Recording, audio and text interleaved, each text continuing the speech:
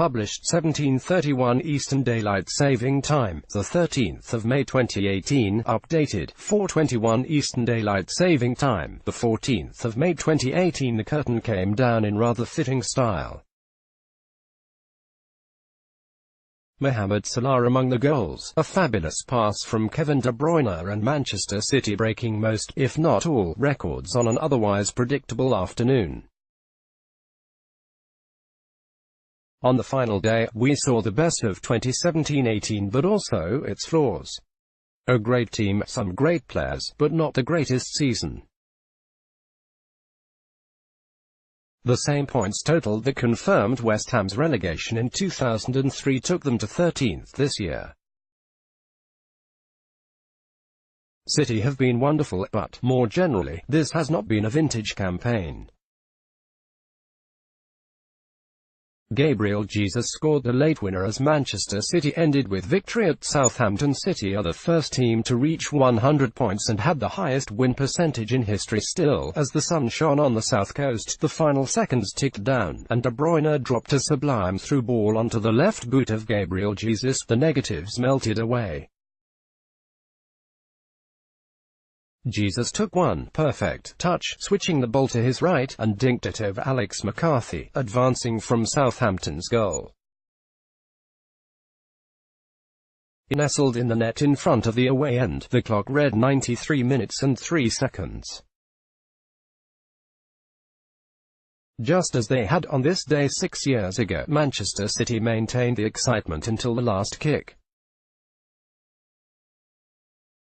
True, this was never going to be a match for the exquisite tension of Sergio Aguero's winner to clinch the first title of the Sheikh Mansour era, what is. But Jesus reread the record book so that Pep Guardiola's class of 2017-18 is the headline entry on so many of its pages.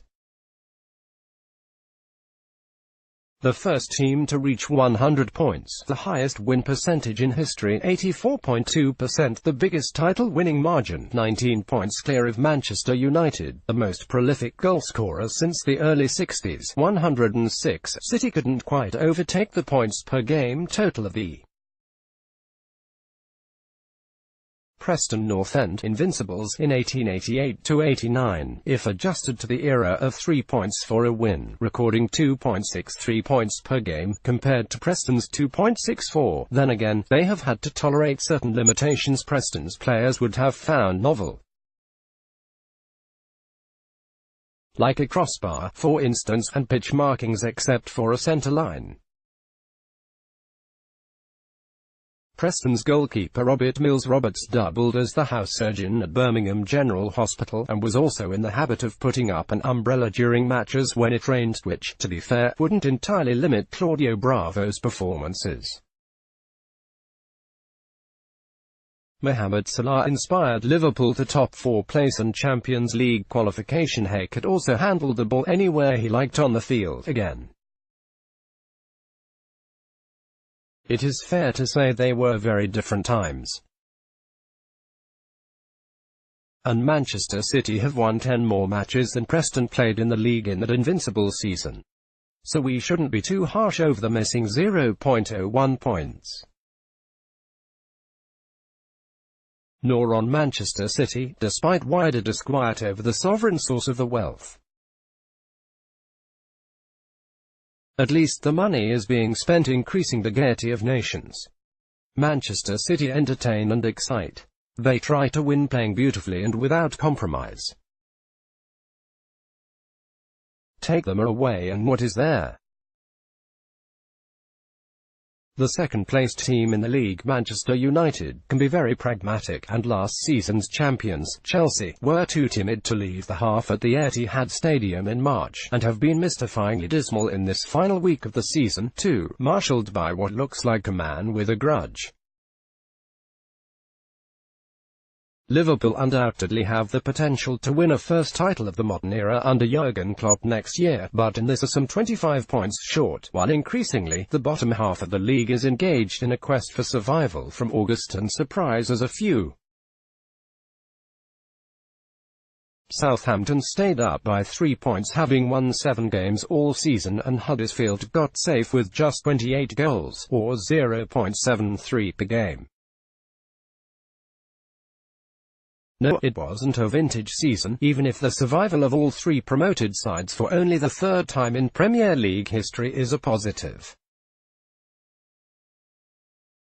Jose Mourinho has improved second-place Manchester United. Of that, there is no doubt. Saying you saw this Coty team will be almost as special as having witnessed the Invincibles, so make the most of City. One day, saying you saw this team will be almost as special as having witnessed the Matthews final. Arsenal's Invincibles are Manchester United's treble.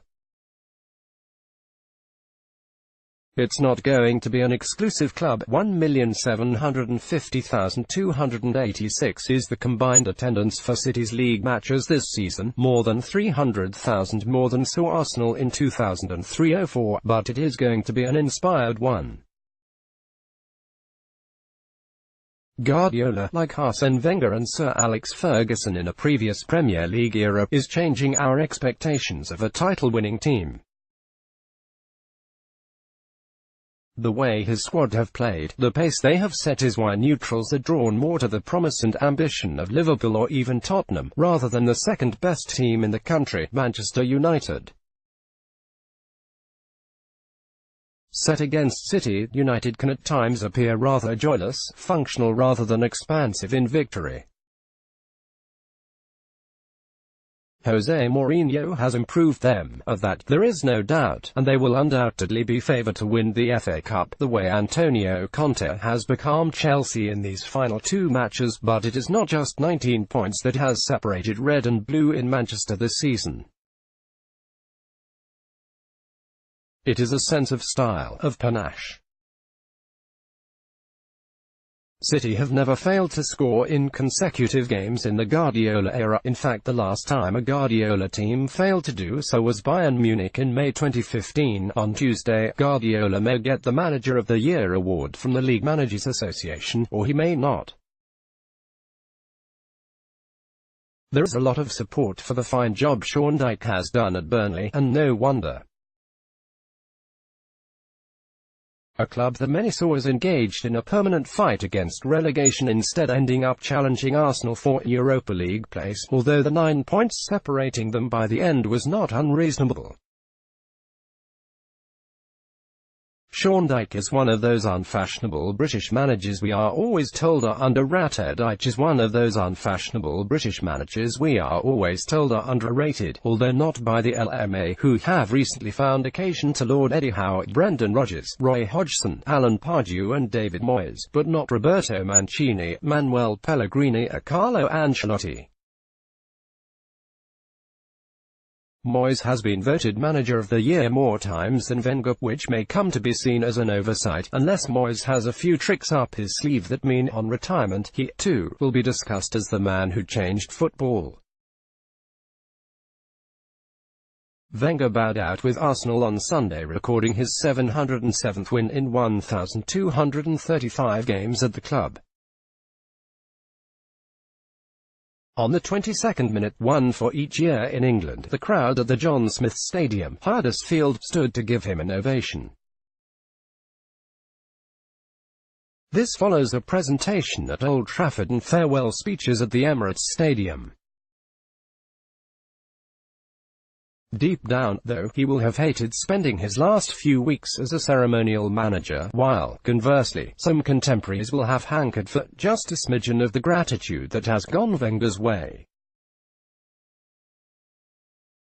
Moyes, Sam Allardyce, Claude Puel, Darren Moore and Javi Gracia are 5 who can justifiably claim to have done all that was asked of them, and may still be out of work come summer. The transfers are these days only part of the close season narrative. It is not unfeasible that there will be as many as 7 managerial changes before August. Players. One of the greatest there has been in this or any era will no longer be with us if Wayne Rooney leaves Everton for DC United. It will be said that his return to Goodison Park has been disappointing, yet he is the club's top scorer, their leading assist maker, and scored the hat-trick against West Ham that turned their season. Everton forward Wayne Rooney could soon be on his way to MLS to join DC United. Salah could lead Liverpool's charge to challenge Guardiola's dominant side next season if Michael Carrick was deserving of his send-off at Manchester United, and Yaya Toure at Manchester City, then most certainly Rooney deserves to be recalled more fondly than his critics allow.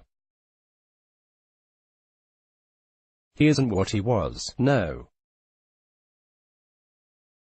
Then again, think of the shot from close to the halfway line that defeated Joe Hart in November and consider that was the work of a talent on the wane. Manchester United's top scorer, England's top scorer, Rooney deserves to be remembered as an all-time great. The scoring feat of the season, though, belongs to Salah, 32 Premier League goals, the most of any player in a 38-game season. His battle with Harry Kane went to the final day, Klopp admitting he had already removed his man against Brighton when he heard Tottenham had scored 5 against Leicester. The dreadful feeling that Kane might have got all 5, and with it the Golden Boot, crept over him, has much attribute to the Tottenham man, as evidence of his loyalty to Salah. As it was, Kane could only manage 2, and the Egyptian now has a clean sweep of individual awards in the domestic game. If Liverpool can keep hold of him, and he is showing no sign of wishing to leave, it is the thought of a Salah-inspired challenge to Manchester City next season that will drive anticipation of Premier League 2018-19 through the next 13 weeks. And with City succeeding Chelsea, remember it was 2009 when the title was last retained. No matter how good his team have been this year, history suggests it will not be so easy for Guardiola next time around.